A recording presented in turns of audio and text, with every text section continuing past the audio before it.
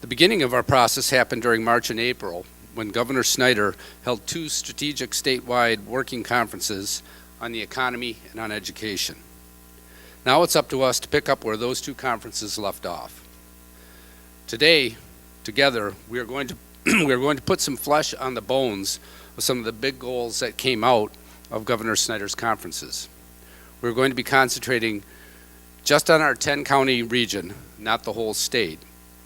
And we're going to come up with enough great ideas that our region's workforce board can take it from here and develop their strategic agenda for the next several years.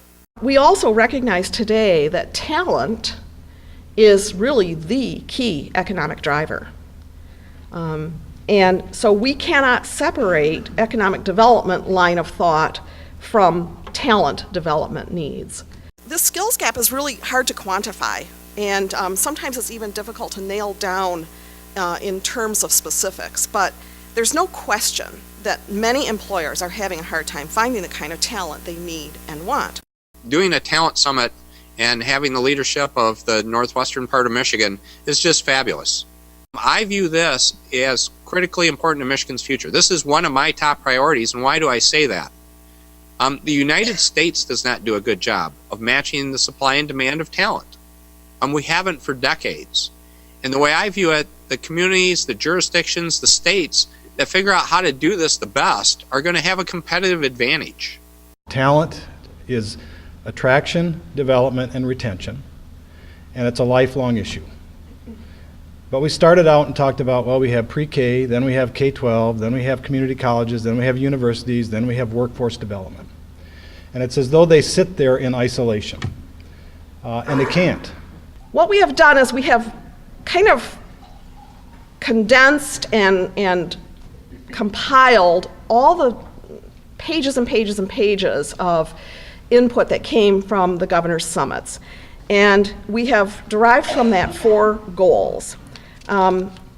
These goals are very much in line with the continued directions of our workforce board. Reorganizing K-12 to include, I don't want to say vocational ed, but I'm going to say vocational ed in all schools with internships, job shadow, or an apprenticeship model. And that could lead to a certificate program or even an associate's degree. So again, blur those lines between K-12, college, and the workplace.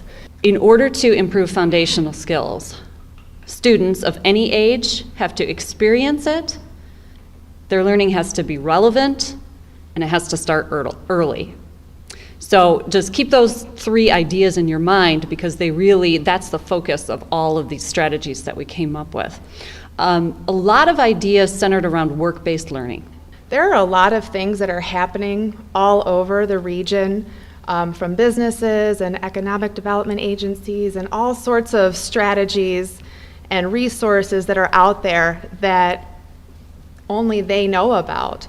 And so we thought with a single point of information portal that there could be a place to share all of this information, things like mentorships and internships and co-ops and telecommuting. We had the goal of increasing diversity of job opportunities as a means for talent attraction. So one of the most prominent themes that was actually shared by both groups that I had was this idea of entrepreneurship apprenticeships. The idea of increasing industry knowledge and business ownership opportunities through an apprenticeship that is based on an eventual ownership track.